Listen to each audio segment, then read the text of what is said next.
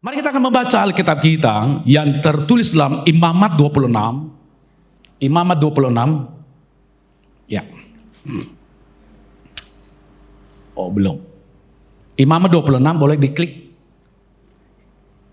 Imamat 26 ayat 12 dan ayat 11 sampai dengan 13. Ayat 11 sampai 12. Oke, ini dia. Aku akan menempatkan kemah suciku di tengah-tengah kamu, di tengah-tengahmu. Dan hatiku tidak akan muak melihat kamu. Tetapi aku akan hadir di tengah-tengahmu, dan aku akan menjadi Allahmu, dan kamu akan menjadi umatku. Coba perhatikan. Aku akan menempatkan kemah suciku di tengah-tengahmu, dan hatiku tidak akan muak melihat kamu. Di sini kita melihat perhatian Tuhan kepada umat Israel. Ya, perhatian Tuhan. Dia menaruh kemahnya, ya, kemah sucinya di tengah-tengah bangsa itu. Ya, bahkan hatiku tidak akan muak ketika dia taruh kemahnya. Di situ juga kita akan melihat bahwa Allah tidak akan memuak melihat perbuatan orang-orang Israel. Kenapa? Ketika Allah menaruh kemahnya di tengah-tengah umat Israel, berarti tandanya di situ kekudusan, kesucian Allah ada di situ, saudara dikasih oleh Tuhan. Amin. Tandanya kekudusan dan kesucian Allah ada di situ. Sebab kemah Tuhan tidak mungkin ada di tengah-tengah yang najis. Tidak mungkin ada di tengah-tengah yang kotor. Tidak mungkin ada di tengah-tengah yang jelek. Tetapi dia ada di situ. Kalau ada kekudusan, maka dikatakan aku tidak muak melihat kamu lagi. Makanya ayat yang ke-12. Tetapi aku akan hadir di tengah-tengahmu, dan aku akan menjadi Allahmu, dan kamu akan menjadi umatku. Ketika Allah hadir, apa dikatakan? Dia ada di tengah-tengah umatnya. Kalau Allah hadir di tengah-tengah umatnya, apakah dia tidak sayang sama kita? Kan itu buktinya karena dia sayang sama kita. Kalau dia memberkati kita, itu buktinya karena dia sayang kepada kita. Kalau dia memberikan kelimpahan bagi kita, itu buktinya karena dia sayang sama kita. Kalau dia memberkati usaha kita, memberkati bisnis kita, dia menjadikan kita tetap kepala dan menjadi ekor, itu buktinya karena dia ada di tengah-tengah kita, saudaraku dikasih Tuhan. Amin. Kalau dia mendapatkan perlindungan dari Tuhan, Tuhan menjauhkan kita dari segala mara bahaya, Tuhan menjauhkan kita dari segala kemiskinan, Tuhan menjauhkan kita dari segala kebangkrutan usaha. Itu buktinya bahwa Allah ada di tengah-tengah kita, saudara dikasih oleh Tuhan. Amin. Amin. Yang agak kurang. Mungkin mikir Pak Pendeta, ini minggu kedua saya makan di mana? Ya, itu buktinya. Maka dikatakan di sini, tetapi aku akan hadir di tengah-tengahmu, dan aku akan menjadi Allahmu, dan kamu akan menjadi umatku. Tuhan Yesus. Kalau kita sudah menjadi umat Tuhan, enak kan? Dia yang menjamin, dia pasti akan perhatikan kita. Dari sekecil apapun dia memperhatikan kita. Makanya saya memberikan judul khotbah saya hari ini, yaitu Tuhan hadir di tengah-tengah kita. Katakan bersama dengan saya, Tuhan hadir di tengah-tengah kita. Amin. Nah, sebagai pendahuluan, saudara dikasih Tuhan, kehadiran Tuhan tampaknya jarang dirasakan oleh setiap manusia karena adanya tembok yang memisahkan kita dari Tuhan, yaitu dosa. Karena banyak orang tidak merasakan kehadiran Tuhan di dalam hidupnya. Banyak orang tidak merasakan bagaimana Allah bisa bersama-sama dengan dia. Banyak jemaat Tuhan berkata, aduh saya tidak merasakan hadirat Tuhan kalau saya lagi ibadah. Saya tidak merasakan lawatan Tuhan kalau saya lagi ibadah. Saya tidak merasakan padahal WL singers udah berdoa dan puasa, lagu aja didoakan, saudara dikasih Tuhan. Kitanya Kenapa kita dia merasakan itu? Mungkin ada yang merintangi itu namanya dosa. Makanya kalau datang ke gereja,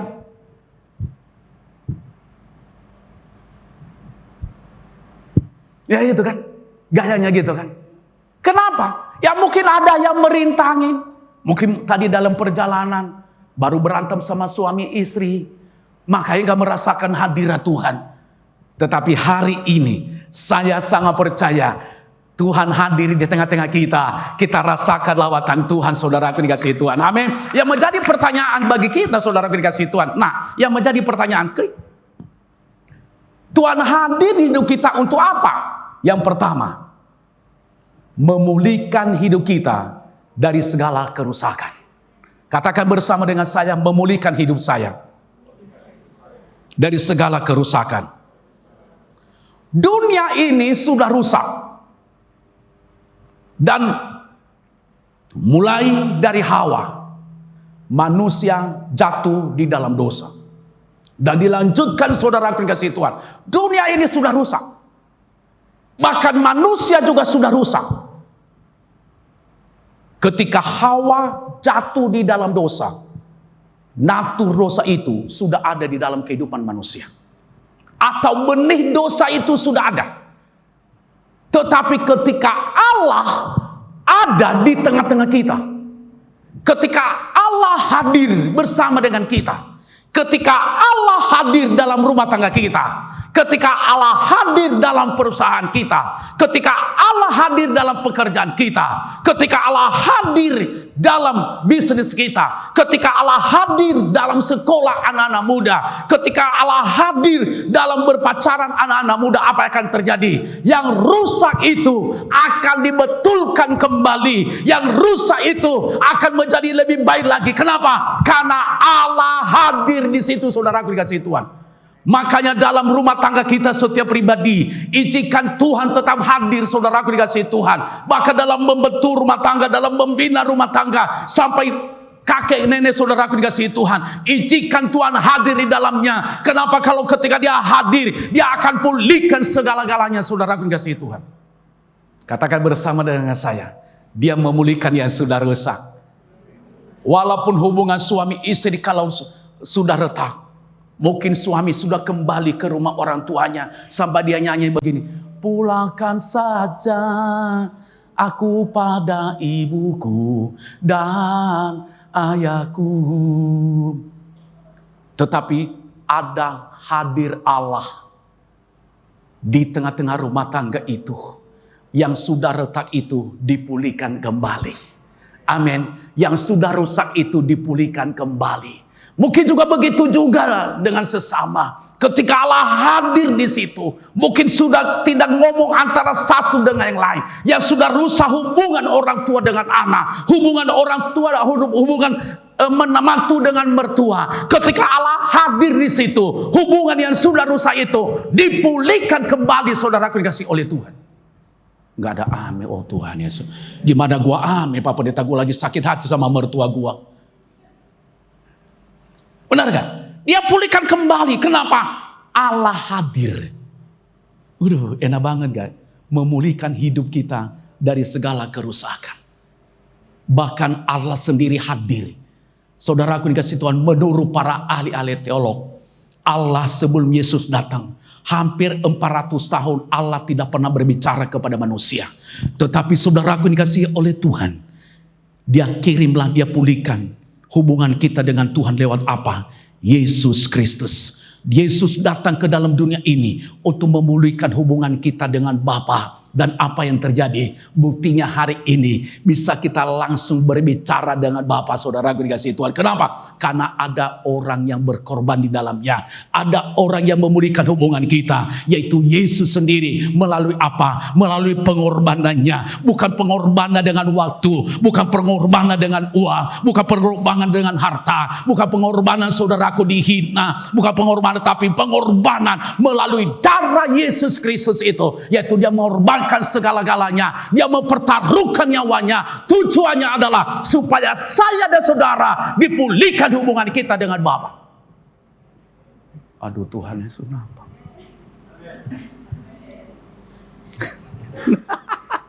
Itu dia. Supaya hubungan saya dan saudara dipulihkan oleh Yesus Kristus. Makanya hari ini bisa kita nikmati. Kalau zaman perjanjian lama harus melalui para imam-imam kan. Kalau kita minta ampun untuk penghapusan dosa kita kan, harus melalui korban apa? Korban binatang kan? Iya kan? Paling sedikit burung tekukur, paling apa saudara? Paling kecil.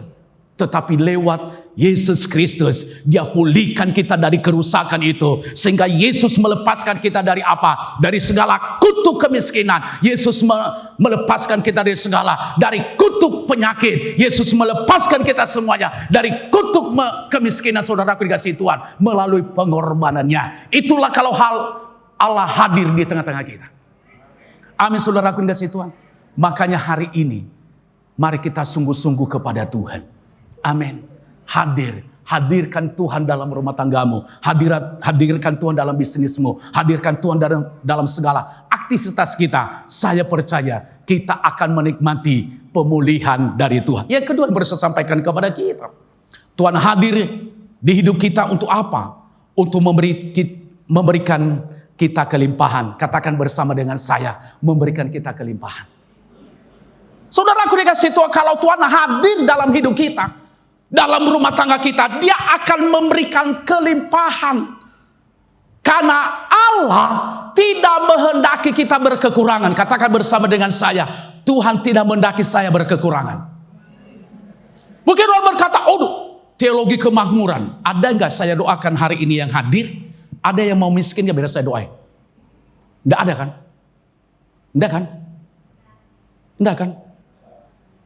Loh, baca di dalam Alkitab. Ayub kaya raya enggak? Kaya raya, saudaraku. Saya hitung dia punya lembu sapi.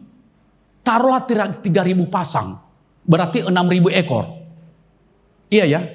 Kali sekarang 1 ekor aja 20 juta. Berapa 6.000 ke ekor? 12 M ya.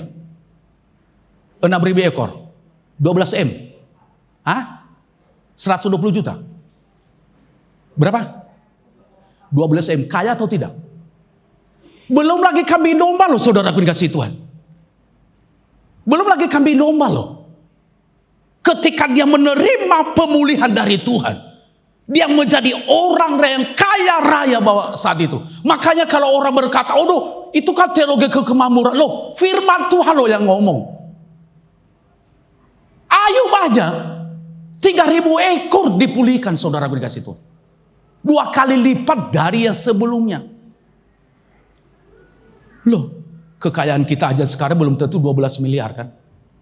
Ya kan? Tapi udah dikatakan kaya. Makanya dikatakan di sini, memberikan kita kelimpahan. Dia memberikan kelimpahan dalam segala apa?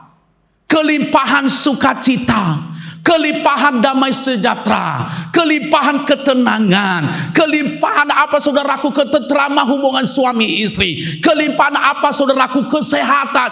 Artinya kalau kita tidak sakit-sakitan, pari-pari flu beda dengan pendeta. Kalau pendeta hampir setiap hari ada di rumah sakit. Betul, pendeta itu hampir setiap hari ada di rumah sakit. Percaya atau tidak? Doai jemaat, iya kan? Makanya kadang-kadang gitu kan, kadang-kadang kita lihat rumah sakit itu kan pendeta datang, ya udah sekarat kan, udah pernah lihat, nggak enak saya ceritakan ini. Dia akan memberikan kelimpahan buat anak-anak kita. Kelimpahan apa? Kecerdasan, bukan kepintaran. Pintar kan pintar nipu, ya kan? Pintar ngebohong, ya kan? Kecerdasan, ya. Dia berikan kecerdasan kepada kita. Kelimpahan apa? Ketika kita seorang bos di kantor, kelimpahan apa buat karyawan-karyawan kita tangani? Itu kelimpahan juga. Kadang-kadang orang berkata kelimpahan itu harus kekayaan. Saudaraku, nomor kesekian itu atau indikator tertentu itu. Ya, tetapi kelimpahan yang luar biasa yang saya katakan adalah yang lebih berharga bagi saya. Kalau kelimpahan damai dan sukacita. Amin. Walaupun kita memiliki kekayaan, kalau nggak ada damai dan sukacita dalam rumah tangga kita, gimana saudaraku dikasih Tuhan? Enak nggak?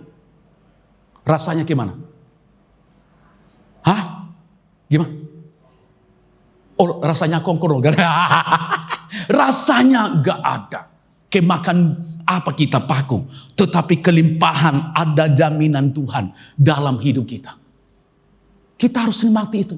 Makanya izinkan Tuhan hadir dalam rumah tanggamu. Izinkan Tuhan berdiam di dalam hidupmu. Izinkan Tuhan hidup dalam segala yang aktivitas kita. Ketika kita izinkan itu, janjinya adalah memberikan kita kelimpahan. Dan betul ketika Tuhan ada di tengah-tengah bangsa Israel pada waktu itu, apa yang terjadi?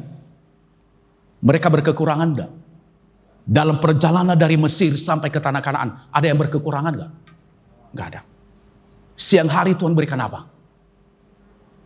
Tiang. Beda sekarang Indonesia kan, lagi kepanasan kan? Benar kan? Ya, tadi pagi-pagi saya bangun, hari ini katanya 36 derajat Celcius. Tadi pagi tuh, saya bangun 4:30. 36 derajat Celcius. Ya, katanya gitu kan. BMKG. Ya.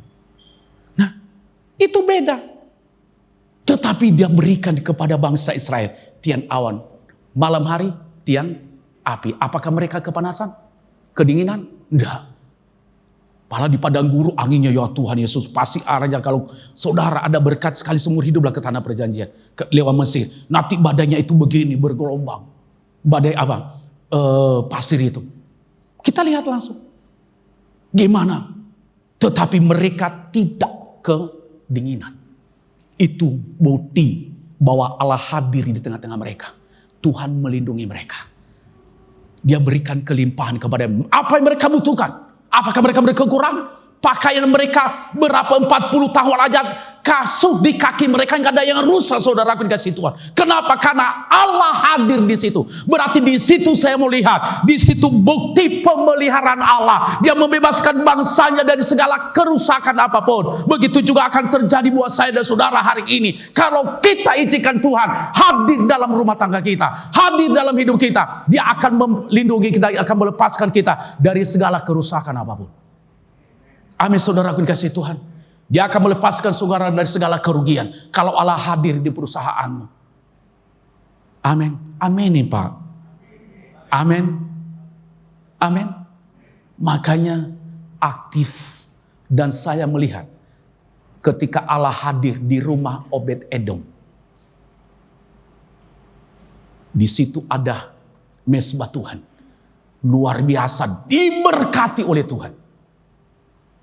Luar biasa diberkati oleh Tuhan. Kenapa? Karena di situ ada Allah hadir. Izinkan Tuhan hadir dalam rumah tanggamu lewat mezbah doa setiap hari. Pagi dan malam.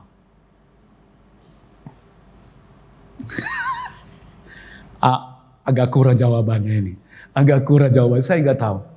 Saya nggak tahu saudara dikasih. Atau karena kebesaran suara saya atau gimana? Hah? Biar kaget supaya jangan ada yang ngantuk di antara kita. Ya saudara dikasih Tuhan. Tapi hari ini, mari. Kalau Tuhan hadir, Dia akan memberikan kita kelimpahan. Amin. Nikmati kelimpahan saudara dikasih Tuhan. Dalam segala janji Tuhan. Amin. Tuhan tidak akan pernah membiarkan saudara meminta-minta. Amin. Tuhan tidak pernah membiarkan saudara berkekurangan. Amin. Tuhan tidak izinkan saudara sebenarnya menganggur loh. Benar. Benar, karena kata firman Tuhan, siapa yang tidak bekerja, apa? Jangan makan. Betul itu keras itu firman. Berarti tujuan Tuhan kita harus berusaha. Amin. Tuhan tidak pernah menghendaki kita menjadi ekor kok. Firman Tuhan jelas dikatakan begitu. Begini, engkau tetap menjadi kepala dan bukan menjadi ekor. Itu janji Tuhan loh. Itu janji Tuhan. Tuhan izinkan kita seperti begitu. Tapi kitanya, di mana saya kan hanya manusia biasa. Saya kan manusia dari tubuh tanah. Saya manusia ini. Loh, kok gitu merendahkan diri aja? Itu bukan merendahkan kerendahan hati namanya. Karena mengakui bahwa dia tidak bisa melakukan apa-apa. Bisa kita mengerjakan. Karena janji Tuhan ini ada nami. Saya ambilkan firman Tuhan dalam hidup saya. Bukti bahwa Tuhan itu memberikan segala-galanya bagi kita. Dengan syarat kita izinkan Tuhan hadir dalam hidup kita, dalam segala perkara. Yang ketiga yang saya sampaikan kepada kita. Tuhan hadir di hidup kita. Yaitu memberikan kekuatan bagi kita. Katakan bersama dengan saya, dia memberikan kekuatan bagi kita. Saya tidak tahu apa masalah saudara. Saya tidak tahu apa yang menjadi pergumulan saudara hari ini. Saya tidak tahu mungkin masalah apapun, masalah kesehatan, masalah apa, sedang dihina orang, sedang dicaci maki orang, sedang direndahkan orang, atau usahamu sedang ada orang yang berbuat jahat dalam usahamu. Tetapi dia memberikan kekuatan bagi kita. Artinya kalau dia memberikan, dia menopang kita. Dia tidak mau kalau kita jatuh. Dia tidak mau kalau kita hancur. Dia tidak mau kalau kita tergeletak. Dia selalu memberikan kekuatan kepadanya. Makanya ada lagu ini. Kekuatan di hidupku ku dapat dalam Yesus. Dia tak pernah tinggalkanku, setia menopangku, berseru, berharap dalam Yesus. Dia selalu memberikan kekuatan bagi kita. Ketika kita direndahkan orang, Tuhan yang mengangkat kehidupan kita. Ketika kita dijelekan oleh orang, di situ dia membela kita. Saya melihat pembelaan Tuhan. Saya melihat penyertaan Tuhan di dalam Alkitab kepada orang-orang yang dilindunginya. Sangat luar biasa saudaraku yang kasih Tuhan. Walaupun mereka diperhadapkan dengan situasi, tetapi Tuhan memampukan mereka. Mungkin kalau saya boleh saya berikan contoh, Daniel dan Sadrak Mesakh di dalam Alkitab. Mereka diperhadapkan, tetapi Tuhan memberikan kekuatan kepada Daniel untuk terus berdoa 3 kali sehari, saudara kasih Tuhan. Ketika mereka diperhadapkan, Daniel harus masuk ke dalam gua singa. Ketika Sadrak Mesakh dan Abednego harus diperhadapkan, dimasukkan ke dalam bara api yang menyala-nyala. Tuhan yang memberikan kekuatan kepada mereka. Apakah saya mau tanya, apakah rambut Sadrak, Mesakh, dan Abednego hangus nggak satu pun? Satu pun. Sehelai rambut pun tidak ada yang hangus.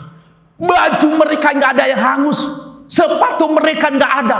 Malah hanya mereka lihat di sekolah ada malaikat di situ. Berarti di situ dia memberikan kekuatan bagi kita. Kuat kita menangguh segala beban. Kuat kita menangguh segala rintangan. Kita mengganggu segala hinaan dan fitnahan apapun. Yusuf, dia kuat semuanya itu. Bukan karena dia. Tetapi karena Tuhan yang memberikan kekuatan kepada Yusuf. Ketika dia dijual oleh saudaranya. Ketika dia digodai oleh istri Potifar. Dimasukkan ke dalam penjara. Siapa yang gak udah di negeri orang. Masuk dalam penjara lagi. Orang berkata, aduh madesuna masa depanmu. Tetapi Tuhan memberikan kekuatan kepada Yusuf. Tuhan juga memberikan kekuatan kepada Yusuf untuk mengampuni saudara-saudaranya. Ketika kekurangan di Mesir, datanglah saudaranya meminta gandum. Pada saat ada kesempatan bagi Yusuf untuk membalas kejahatan. Tetapi Yusuf tidak mau. Tetapi Tuhan memberikan kekuatan kepada Yusuf untuk mengampuni saudaranya. Bahkan dia berikan gandum. Bahkan disuruh lagi, mana orang tuamu untuk datang ke sini. Coba saudaraku, Tuhan memberikan kekuatan kepada kita untuk mengampuni orang yang bersalah kepada kita. Gak ada amin. Gimana gua ngamen Pak Pendeta? Gimana mau gua amin nih Pak Pendeta? Gua lagi sakit hati hari ini. Tuhan akan memampukan kita sebenarnya. Kitanya aja yang tidak mau. Kita hanya yang tidak mau. Sebenarnya Tuhan masih memampukan kita saudaraku. Kalau dia hadir. Kenapa kita tidak sanggup mengampuni orang yang bersalah kepada kita? Karena Tuhan belum hadir dalam hidup kita. Kalau Tuhan hadir dalam hidupmu, bisa engkau mengampuni suamimu. Pak, amin dong Pak. Bapak-bapak yang amin itu, puji Tuhan ya. Enak banget khotbah pendeta hari ini ya. Memberikan kekuatan kepada saya. Sehingga istri saya mengampuni saya. Aduh asik ya hari ini ya. Tuhan memberikan kemampuan kepada kita. Bu, mungkin engkau sedang disakiti oleh suami. Karena suaminya rencana buka cabang baru. Nggak enak kalau saya ngomongkan punya istri baru, kayak nggak enak kan? Kayak nggak enak ngomong begitu kan? Bukan cabang baru. Tuhan memberikan kekuatan kepada ibu. Doamu dobo. Benar Pak Pendeta, gue berdoa 3 minggu. Suami saya udah ngambil keputusan, dia putusin hubungannya dengan wanita itu.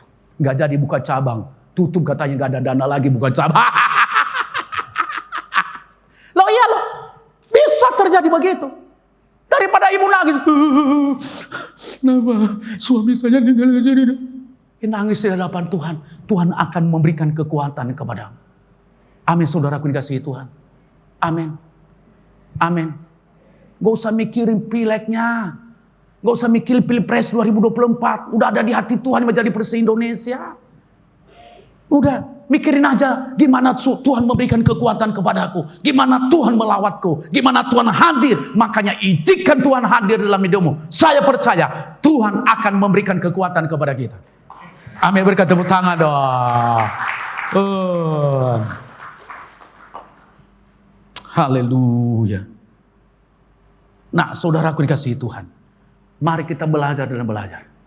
Saya sangat percaya kalau Tuhan hadir, Dia akan memberikan kekuatan bagi kita. Amin. Banyak di dalam Alkitab. Saya senang memberikan contoh ini. Ketika dia mengalami krisis yang luar biasa, habis segala-galanya dalam hidupnya, yang memberikan kekuatan kepadanya hanya Tuhan. Sudah tidak ada harapan. Udah enggak dianggap orang lagi. Tetapi Tuhan yang memberikan kekuatan kepadanya. Tuhan yang menolong. Tuhan yang memberkati. Tuhan yang melakukan segala. Siapa sih yang menganggap? Tetapi kalau Tuhan yang memulihkan, satu orang pun yang tidak bisa menghambat berkat Allah. Satu orang pun tidak ada yang menutup berkat Allah. Kalau Tuhan yang memberikan kekuatan bagi kita. Amin, saudaraku dikasihi Tuhan. Tuhan sedang memberikan kekuatan bagi saudara. Saya tidak tahu masalah saudara hari ini. Tuhan sedang memberikan kekuatan kepadamu. Saya lihat hari ini Tuhan sedang memberikan kekuatan. Saya percaya ada di antara Bapak Ibu yang pergumulan luar biasa.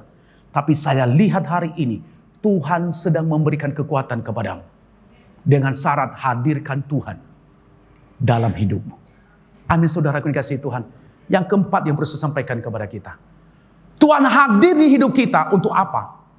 Melindungi kita dari bahaya musuh kita. Katakan bersama dengan saya, melindungi saya dari bahaya musuh. Kalau Tuhan hadir dalam kehidupan kita, Dia melindungi kita. Ya.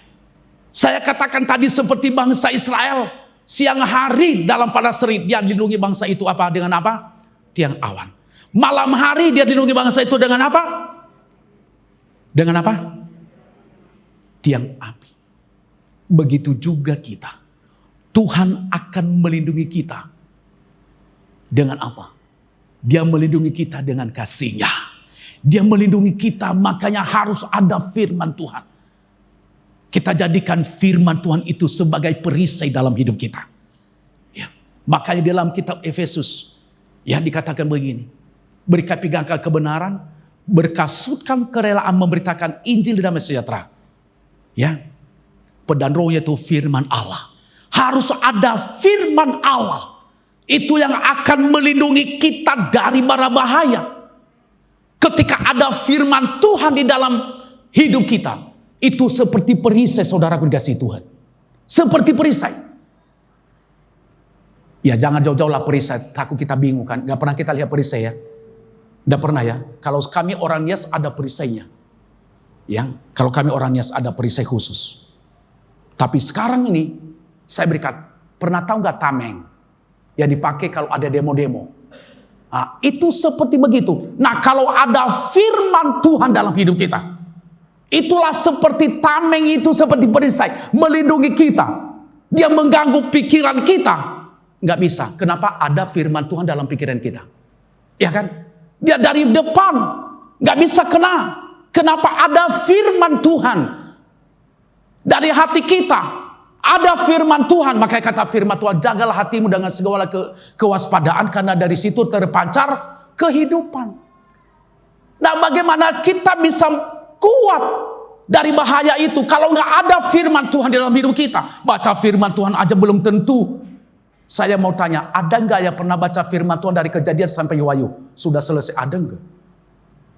Boro-boro Pak Pendeta. Yang gua baca setiap hari, pembantu sama supir setiap hari. Dibaca-bacain setiap hari. Benar gak? Dibaca setiap hari pembantunya. Kamu ya, pembantu ini. Ya. Sama supir, kamu ya, ini mobil setiap hari. Itu dibaca setiap hari. Tapi di sini tidak ada. Tidak ada. Bagaimana kita bisa kuat dari bahaya? Bagaimana bisa melindungi kita dari bahaya kalau begitu? Nggak ada firman Tuhan dalam hidup kita.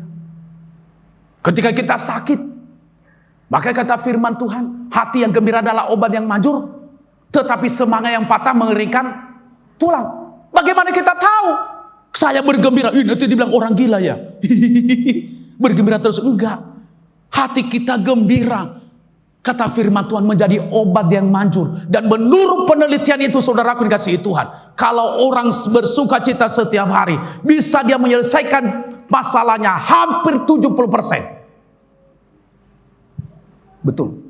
Itu diadakan penelitian anak-anak pendeta dengan anak-anak preman. Ya, anak-anak mantan preman. Anak-anak pendeta hampir 70% bisa dia menyelesaikan masalahnya. Tetapi anak-anak preman justru dapat stres, saudaraku dikasihi Tuhan. Kenapa? Anak-anak pendeta setiap hari sukacita. Ya, walaupun dihina, walaupun dicaci maki, walaupun dibilang, Pak Pendeta, dia makan uang jemaat kadang-kadang, kemudian itu kan ke jemaat kan kalau ngomong kan. Belum ngasih aja udah ngomong begitu. Apalagi kalau udah ngasih. Ya kan? Nah itu. Bagaimana melindungi kita dari bahaya musuh? Kalau nggak ada firman Tuhan dalam hidup kita. Tetapi kalau ada firman Tuhan, saya percaya itu akan melindungi kita dari bahaya musuh. Kalau Allah hadir di situ, dia akan melindungi kita dari bahaya musuh. Saya melihat di dalam Alkitab, ketika Elia hadir dalam hidupnya, apa yang terjadi, saudaraku, biasa mempermalukan ya para dewa-dewa Baal pada waktu itu. Kenapa? Karena Allah hadir dalam hidupnya, dia mempermalukan musuh-musuhnya. Itu bukti yang sangat otentik dalam Alkitab. Dan banyak sekali saudaraku dikasihi Tuhan di dalam Alkitab. Ketika Yosua menghadapi orang Mesir, Musa menghadapi orang Mesir, ketika Allah hadir dalam kehidupan Musa, apa yang terjadi? Tuhan kirimkanlah tulah itu kepada bangsa Mesir. Berapa tulah? Masih ingat? Waktu sekolah minggu? 10 masih pintar. Ya, betul. Melindungi. Dia melepaskanlah bangsa itu. Makanya hari ini, marilah kita izinkan Tuhan hadir dalam hidup kita. Sehingga kita bisa mendapatkan perlindungan dari segala musuh kita. Saya percaya kalau saudara izinkan Tuhan hadir dalam hidupmu, saudara akan tampil sebagai pemenang, saudaraku yang kasih Tuhan. Amin. Berikan tepuk tangan yang meriah bagi Tuhan Yesus Kristus. Saya akan tutup khotbah saya. Saya akan tutup, saudaraku yang kasih Tuhan. Kesimpulan. Oh ada 5. Oh ya, saya lupa bahwa ada satu lagi. Sengaja supaya saudara senang. Tuhan hadir di hidup kita untuk apa? Memberikan ketenangan dan sukacita bagi kita. Dia akan memberikan ketenangan. Dia akan memberikan sukacita. Dia akan memberikan kedamaian. Dia akan memberikan kelimpahan. Dia akan memberikan segala-galanya bagi kita. Sukacita diberikan oleh dunia hanya sementara. Tetapi sukacita kalau berasal dari Tuhan, kita akan bisa menikmatinya, saudara dikasihi Tuhan. Amin.